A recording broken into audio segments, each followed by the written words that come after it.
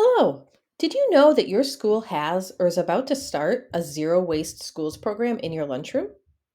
This means that instead of throwing all of your lunchroom waste in the garbage, you can reduce, reuse, recycle, or compost, which makes a really big difference for our planet. You'll learn how to reduce waste and why it matters so much. Let's start with the big picture of our planet. This photo of our one and only planet Earth reminds us that we are not separate from nature, but just a small part of it. The air we breathe, the water we drink, and the food we eat all come from the earth. What happens to the earth happens to us. Right now, your school lunchroom probably looks something like this. Just one day of lunch can produce a huge pile of garbage. Just imagine how much garbage your school creates in an entire year. Where does all that garbage go? When you throw something in the garbage, it gets sent to a landfill. Landfills have to be maintained for a very long time and cause lots of environmental problems, like polluting our drinking water and soil. Wasted food that's sent to landfills also contributes to climate change. Here you can see how wasted food is connected to changes in our climate. Food makes up 21% of our garbage, and a lot of food is thrown out and wasted in school cafeterias. Organic waste, which includes wasted food in landfills, creates a greenhouse gas called methane. Greenhouse gases cause global warming, and global warming, due to human activity, leads to changes in our climate, like heat waves, floods, and droughts. Plastic waste is another problem that we need to address in school cafeterias. That's because plastic from school lunches can end up in the environment. You can help reduce food and plastic waste when you eat a school lunch. Don't take food you don't plan on eating, and eat the food you do take. Don't take items like spork packets or ketchup packets if you don't need them. If you have one, bring a reusable water bottle to school and use it at lunchtime. And if you bring a lunch from home, here are ways you can reduce and reuse and turn a home lunch into a zero waste lunch. Instead of buying single use drink boxes, water bottles, and disposable bags, pack a zero waste lunch with reusable containers instead. The goal is to avoid single use products, even if they are recyclable or compostable. This prevents waste and will save your family money. And to prevent wasting food, take home leftovers in your lunchbox. Foods like crackers and whole fruit will make a good snack later, and it shows the person who packs your lunch what you ate. Another way to reduce and reuse at lunchtime is to use the share table if your school has one. A share table is a place to put food items from your school meal that you did not eat. The purpose of a share table is to prevent good food from being wasted. Here are a few photos showing what a share table can look like. Some schools allow other students to take the food from the share table to eat during lunch. Some schools may use the extra food left on a share table for snacks or future meals. And some schools donate the extra food to a local food pantry.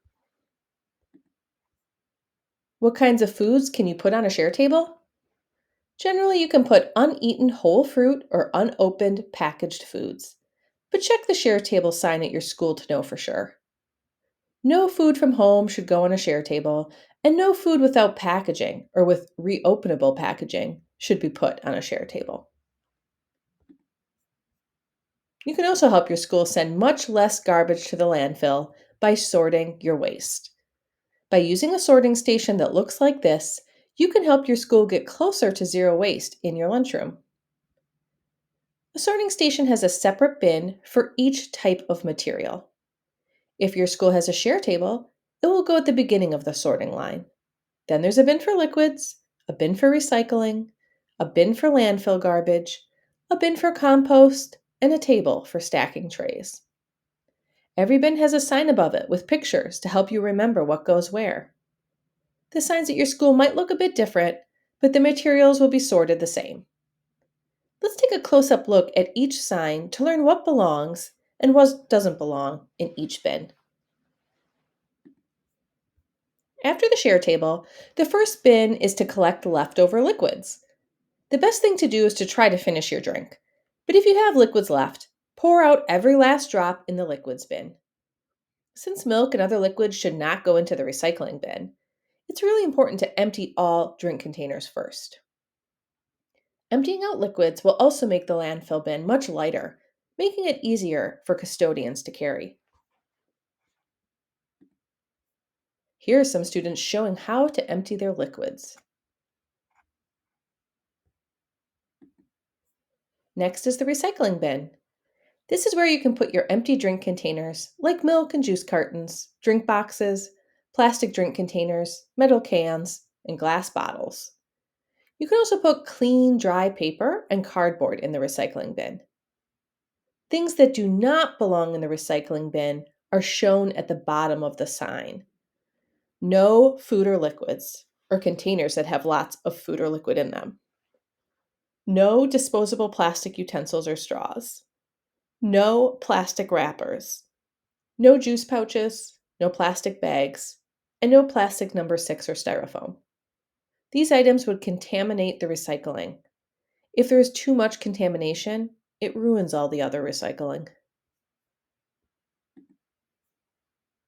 Here's a photo showing how to recycle an empty milk carton, and a photo of nicely sorted recyclables. Next is the landfill bin. This is where you should put all the things that you can't recycle or compost. This includes all plastic wrappers, plastic wrap, plastic coated cardboard, empty fruit cups, plastic bags, plastic number 6 and styrofoam, and disposable plastic sporks and straws. You should pick all of the landfill garbage items off your tray or out of your lunchbox, then place them into the landfill bin. The next bin in the sorting station is for things that can be composted. This includes all food scraps, even meat, bones, and cheese. You can also compost food soiled paper, like napkins, paper lunch bags, and greasy pizza boxes. Unlike backyard composting at home, which is only for fruit and vegetable scraps or plants, commercial composting includes all food scraps and food soiled paper. Be careful to keep everything else out of the compost bin, especially plastic. Empty all food scraps from your tray or plate into the compost container by gently tapping your tray. If you have disposable food containers, such as styrofoam or plastic, empty those as well, and then place them in the landfill bin. The last stop in the sorting station is a table for stacking your lunch trays. After you've disposed of your food scraps, stack your trays here. Whether you're composting or landfilling your trays, if they're stacked, they take up much less space in the bin, saving bags and trips to the dumpster. These students show how to neatly stack the trays.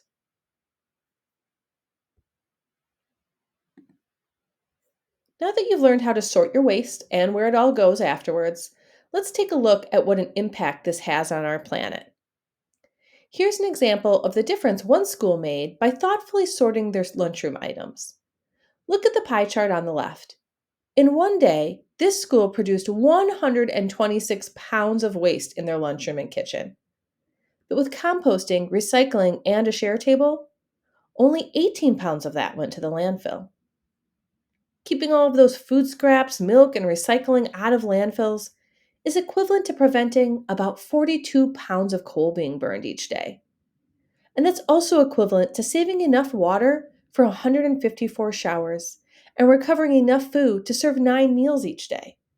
As you can see, taking the time and care to keep waste out of landfills can make a big difference. Before you get in line to sort your waste, you can get your tray prepared. First, make sure you've finished eating and drinking. Then organize your tray by putting all of the compostable items together, all of the landfill items together, and any recycling together. Now you're ready to go through the sorting line. Your tray is ready. Now let's practice sorting. If you didn't finish your milk or another drink, where should you pour out your unfinished liquid? Correct. You should pour out every last drop of leftover drink into the container for liquids. Where do empty milk cartons and empty drink boxes belong?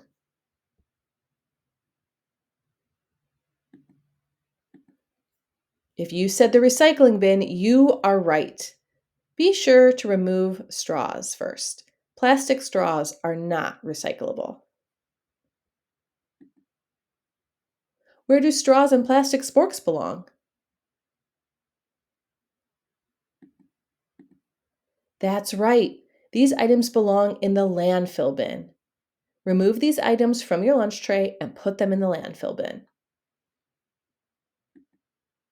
How about plastic wrappers, juice pouches, and ketchup packets? Where do they go?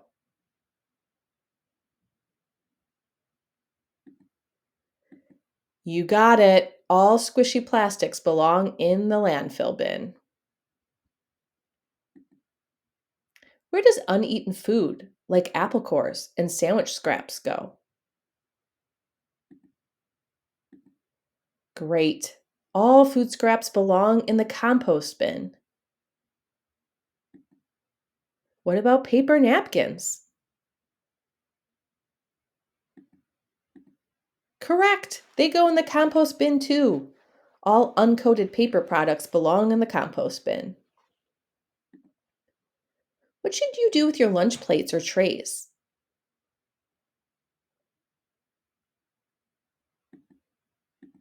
After you tap off the food from your tray into the compost bin, neatly stack your tray so it takes up less space in the garbage or compost. And if your school has a share table, where should you put whole fruit or unopened packaged foods that were served at school that you didn't eat? That's right. Place your uneaten milk or food on the share table for someone else to enjoy.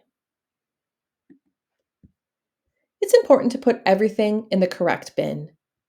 Contamination like plastic can ruin recycling and compost. Plastic does not decompose and become soil. Wildlife like this turtle might visit the compost facility and can mistake plastic for food or get tangled in it, which can injure or kill them. Plastics that end up in the compost could be put into a garden and end up in vegetables. So please, keep plastics out of the compost bin. What happens to everything in the sorting line after lunch is over? What happens to the leftover liquids after lunch? Leftover liquids get poured down a drain by the custodian. Everything poured down the drain goes through pipes to a local wastewater treatment facility. Once cleaned, the water is emptied into a nearby river. All of the other materials you sort get taken out to the carts or dumpsters in your school parking lot after lunch is over. The recycling, compost, and landfill each have their own cart or dumpster, so they stay separated. What happens to the recyclables after leaving the lunchroom? When materials are recycled, they get made into something new. A truck first transports the materials to a recycling facility where they are sorted by material type. The sorted materials get shipped to different recycling factories to be made into raw materials for new products. Using recycled materials as ingredients to make new products uses a lot less energy and means we don't need to cut down more trees or mine the earth for new materials. What happens to the landfill items next? A truck transports the materials to a materials recovery facility. Then the garbage is hauled to a landfill where it gets buried and requires energy, money, and labor to maintain. And the items we throw away don't just disappear. They can take hundreds or even thousands of years to decompose in a landfill. What happens to the food scraps and other organic materials after lunch? A truck transports them to a materials recovery facility.